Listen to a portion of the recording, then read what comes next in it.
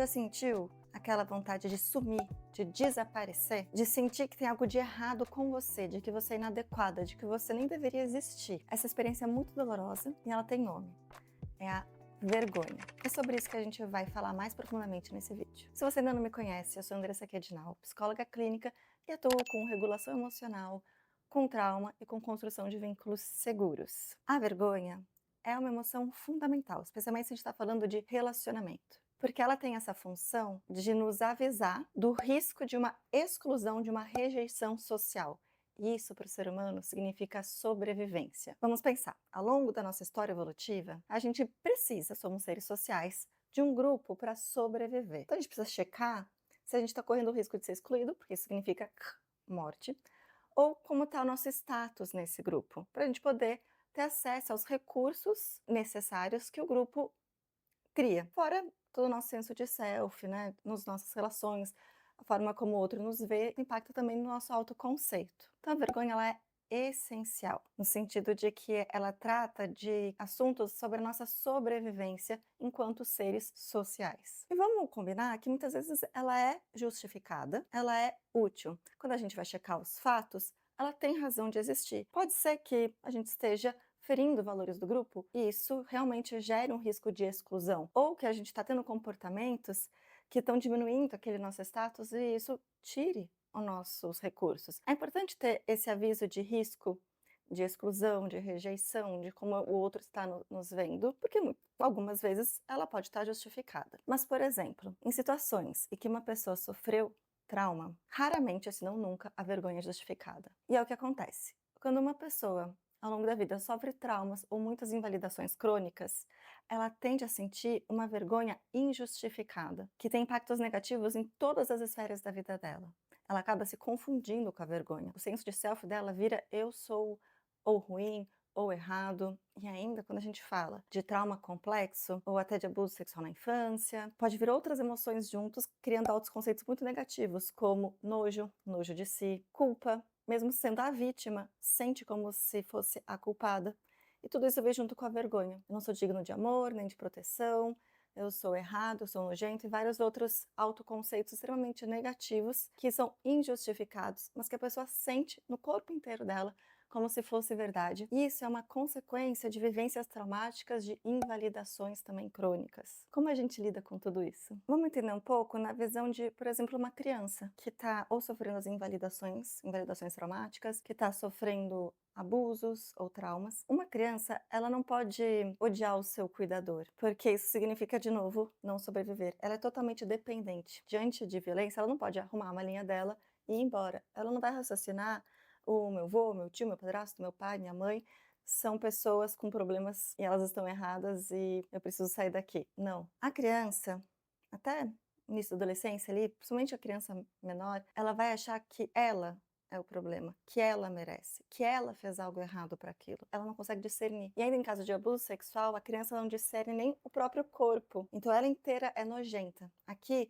nojo com vergonha vem muito junto e mais a culpa, essa tríade pós-traumática. O primeiro passo é a gente compreender que é uma reação normal de condições anormais e que isso são sintomas de vivências traumáticas. Então a gente pode dizer é o trauma falando. O problema é que a gente sente no corpo. A boa notícia é que nós temos tratamentos com 80% de eficácia, isso é muito alto, como por exemplo a DBT-PTSD, para casos de estresse pós-traumático complexo. Então uma coisa é a gente sentir vergonha pontualmente. Acontece. Outra coisa é ter uma vergonha crônica. E ainda pior, quando isso vira nosso autoconceito. São cronicidades diferentes. Mas pensando nessa vergonha pontual, sempre vale a pena a gente parar e pensar se ela é justificada pelos fatos, se ela vai nos ajudar ou não. Quando ela não for justificada nos fatos, como geralmente não é em casos de trauma, a gente pode, por exemplo, fazer uma ação oposta, que seria, né? Qual que é o impulso de ação da vergonha? Se esconder, sumir, ficar pequenininho. Se com o nosso próprio corpo a gente faz o contrário, a gente expande, coloca o peito para fora, mão na cintura, queixo ereto, olha, a gente faz um corpo inteiro oposto à vergonha e até tem atitudes e fala que sabe até dançar um flamenco, que é um corpo muito contra a vergonha, vai ser muito difícil a gente continuar com essa vergonha, especialmente quando ela é injustificada. A questão é, quando a gente vai agir contra a vergonha, por exemplo, eu vou falar em público, porque é uma vergonha injustificada, no comecinho vai aumentar a vergonha. Mas depois, quando o meu cérebro entender, oh, não fui rejeitado, ficou tudo bem. As pessoas até aplaudiram no final. Isso é que vai fazer a vergonha no cérebro entender que tá tudo bem. Para isso, a gente precisa ter essa ação oposta, essa coragem de agir tanto fisicamente no corpo quanto em algumas atitudes, de forma a gente vivenciar na nossa pele, com o nosso corpo inteiro, que a vergonha estava injustificada e que ficou tudo bem no final. Claro que a gente pode ter um apoio de uma terapia para a gente fazer isso junto com alguém. Nos casos de estresse pós-traumático complexo, o tratamento ele é mais robusto, tem etapas. E em todos os casos, a prática da compaixão e da autocompaixão ajudam muito nessa autocrítica severa e exacerbada, nesse autoconceito negativo na vergonha, quando a gente pode nos olhar com essa compaixão, que é compreender que essa dor sim existe e ela está aqui, abrir espaço para ela, que isso é humano, que nós não estamos sozinhos nisso, que a pessoa na situação já sentiu, sentiria, ou vai sentir isso, que tá tudo bem, não estamos sós nessa sensação. E depois, poder ser um bom amigo, falar com a nossa sabedoria, falar de uma perspectiva de bondade amorosa, de compaixão, de até uma alegria solidária e de sabedoria, de serenidade, quando a gente consegue acessar essa parte em nós que pode ser treinada, e a gente faz isso no DBT-PTSD, a gente treina essas redes de mente sábia, que é chamado com essas atitudes de bondade amorosa, de compaixão, de alegria solidária, de equanimidade, essa serenidade. A gente pode praticar isso, nos ajuda também a lidar com essa vergonha, a gente poder ser mais compassivo e se sentir parte da humanidade, porque a vergonha nos exclui, nos aliena, e isso para um ser humano é quase como morte. Mas e quando a emoção for justificada pelos fatos? De novo, você vai acessar a sua sabedoria interior e ver o que precisa ser reparado ou aprendido. Que aqui a gente entra muito com a culpa. A culpa vai falar, eu fiz isso errado. E ela vai pedir uma reparação. A vergonha, quando ela fala, eu sou algo errado, a gente vai precisar de compaixão e de voltar a fazer parte dessa humanidade. E um dos passos é essa ação oposta. Então, se a vergonha manda você se isolar, você sumir, você ficar com a postura assim, falar mais baixo, se esconder, a gente vai precisar fazer o contrário disso com muita dignidade. Eu sei que é desafiador. É possível e com a prática vai ficando mais fácil. E eu volto a frisar que para sobreviventes de trauma, sobreviventes de abuso, a vergonha é quase sempre injustificada, mesmo que você sinta que não. E de novo, tem tratamento para isso. E diante de uma vergonha injustificada, também ajuda muito a gente poder se vulnerabilizar, a gente falar, se abrir esses nossos segredos. A vergonha guarda muito segredo. E quanto mais você guarda esses segredos, mais forte a vergonha fica. Mas é claro que a gente não vai abrir nossos segredos para qualquer um. A gente precisa saber se vulnerabilizar, contar esses segredos em um ambiente seguro para pessoas validantes, pessoas preparadas para acolher,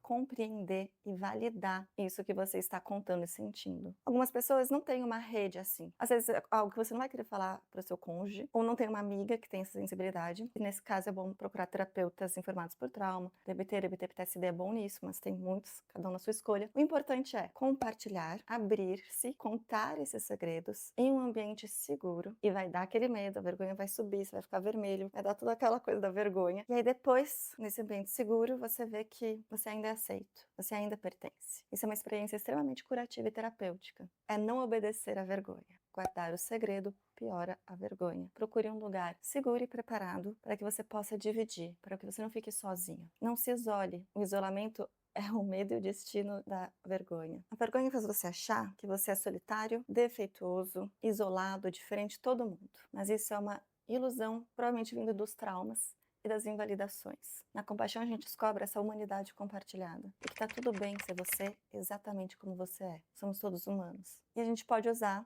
as vergonhas pontuais a nosso favor, checando os fatos e vendo se a gente não precisa corrigir, mudar, aprender outras formas de agir. Estamos todos aprendendo e nos desenvolvendo. Lembrando que você não é o que aconteceu com você. Você não precisa se definir por isso. Somos muito mais do que alguns eventos, ou do que algumas emoções, ou do que alguns pensamentos. Espero que esse vídeo tenha te ajudado a compreender um pouco mais essas reações da vergonha e que você possa trazer mais acolhimento, compaixão e pelo menos nomear, isso é um pensamento da vergonha, isso é um impulso de ação da vergonha, nossa, é difícil sentir tudo isso, e lembrar que você não está sozinho. Se esse vídeo fez sentido para você, compartilhe com quem precisa ouvir isso e segue aqui o canal, fica aqui comigo, até o próximo vídeo.